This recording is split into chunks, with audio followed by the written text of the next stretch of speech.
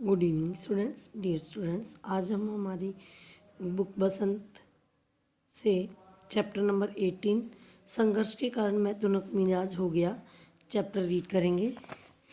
ये चैप्टर जो है हमारी हॉकी टीम के कप्तान रह चुके खिलाड़ी धनराज पिल्ले के बारे में है। इस चैप्टर में उनके एक साक्षात्कार यानी एक इंटरव्यू के कुछ अंश जो है वो छापा गया है। ये उनका साक्षात्कार जो लिया था वो विनीता पांडेय ने लिया था।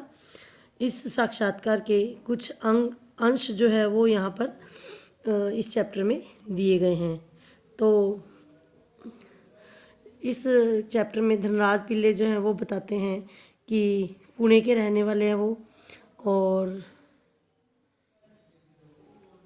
अब वर्तमान समय में वो हीरानंदानी पवई में, मुंबई के पवई में एक हीरानंदानी नाम के कॉम्प्लेक्स में रहते हैं।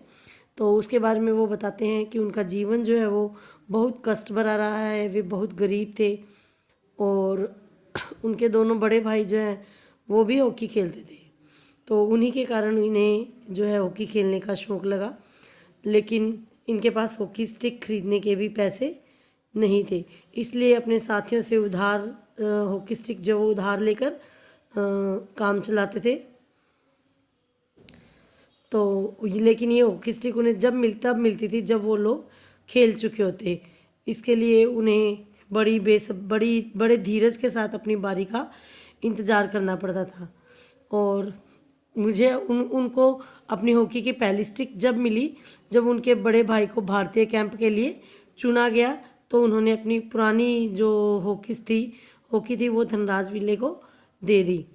तो वो हॉकी उनको वो हॉकी बहुत कीमती लगती थी, क्योंकि उनके पास अब भी उनकी अपनी हॉकी थी। उन्हें दूसरों से हॉकी मांग कर नहीं खेलना पड़ता था।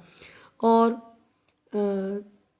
उन्होंने जूनियर हॉकी सन 1985 में मणिपुर में खेली। तब वो सिर्फ 16 साल के थे और देखने में बहुत ही दुबले पतले और एक छोटे से बच्चे की तरह दिखाई देते थे। उनकी अपने कमज़ोर शरीर के जो उनका दुबला पतला सा शरीर था उसके बावजूद भी उनका हॉकी में इतना ज़्यादा दबदबा था कि कोई उनके पास से फटकने की भी कोशिश नहीं करता था। तो वो अपने जीवन में बड़े जुझारू रहे, यानी संघर्षशील रहे, खेल के मैदान में भी और मैदान के बाहर अपने जीवन में भी। 1986 में उन्हें सीनियर टीम में डाल दिया गया और वो मुंबई आ गए। उस साल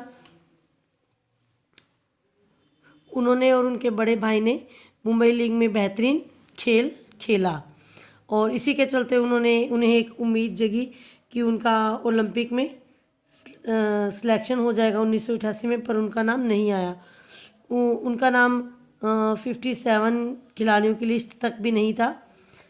लेकिन एक साल बाद ऑलविन एशिया कप के लिए उन्हें चुन लिया गया। उसके बाद उन्होंने कभी भी मुड़कर नहीं देखा। और धनराज पिल्ले के जो व्यक्तित्व यानी उनके स्वभाव को लेकर वो कहती हैं कि आपको कभी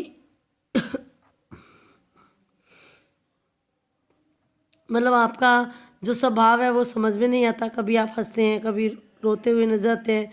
जो आपका स्वभाव जो है वो लोगों को आश्चर्य से भर देता है।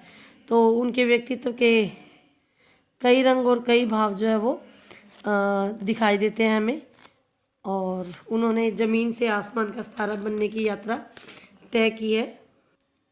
इस चैप्टर में धनराज पिल्ले बताते हैं कि उनका अपने विद्यार्थी जीवन के बारे में बताते हुए कहते हैं कि अगर मैं हॉकी का खिलाड़ी नहीं होता तो मैं शायद मुझे एक चपरासी की नौकरी भी नहीं मिलती। वो कहते हैं कि मैं बैचलर ऑफ साइंस या आर्ट्स हूँ चाहे नहीं हूँ, लेकिन मैं गर्व से कह सकता हूँ कि मैं बैचलर ऑफ हॉकी हूँ। तो और उसके बाद वो अपने जीवन के बारे में बताते हैं कि उन्होंने अपने जीवन में हर छोटी छोटी चीज़ के लिए संघर्ष करना पड़ा। इसकी वजह से वो तुनक मिजाज हो गए। वो जो भी बात उनके मन में आती है वो साफ स्पष्ट कहते हैं, बिना किसी लाग लपेट के। उन्हें बिना स्पष्ट रूप से किसी भी व्यक्ति के सामने जो बात उन्हें कहनी होती है वो कह देते हैं। और अपना गुस्सा रोक नहीं पाते। दूसरे जो लोग हैं वो उन्हें उकसाते हैं कभी, तो वो उस बात को समझ नहीं पाते और अपने गुस्से को जाहिर करते हैं, जिसकी वजह से कई बार उन्हें तकलीफ़ भी, कुछ प्रॉब्लम्स भी उनके सामने आ जाती है, जिन्हें उन्हें फेस करना पड़ता है। इसके अलावा वो कहते हैं कि मुझे अपनी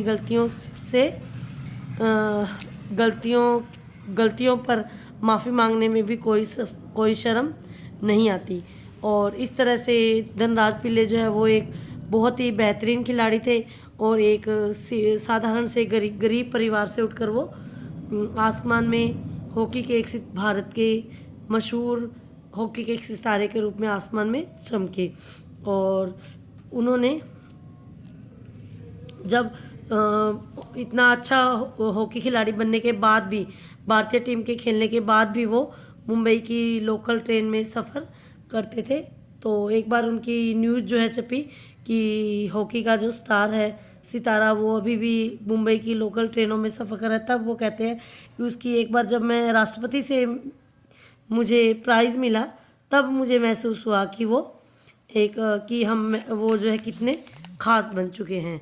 तो ये आपका आज का चैप्टर है, और जिसमें कि ज़मीन से उठे हुए एक सितारे धनराज पिल्ले की कहानी है जो मैंने आपको बताई है।